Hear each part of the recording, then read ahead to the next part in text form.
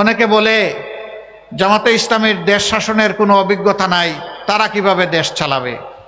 আমি প্রশ্ন করি, আজকে এই প্রশ্নটি যারা করেন তারা যখন প্রথম দেশ শাসনের দায়িত্ব পান তখন কি তাদের কোনো অভিজ্ঞতা ছিল? যদি না থেকে থাকে তাহলে এটি কোনো শর্ত নয়, আর আমি বলবো তাদের কথা সঠিকও নয়। আমরা একটা সরকারে 1 থেকে 6, 2001 থেকে 6 আমরা একটা সরকারে সামান্য অংশগ্রহণ করেছিলাম। 2 জন মন্ত্রী দায়িত্ব পালন করেছিলেন। তারা কি ব্যর্থ ছিলেন? তারা কি অসৎ ছিলেন? তারা কি অদক্ষ ছিলেন? না, তারা সততা এবং দক্ষতার সাথে তাদের দায়িত্ব তারা পালন করেছেন। সেই মানুষগুলা যাদেরকে নিজেদের হাতে গড়ে রেখে গিয়েছেন, আজকে তারাই আপনাদের সামনে এগিয়ে এসেছেন।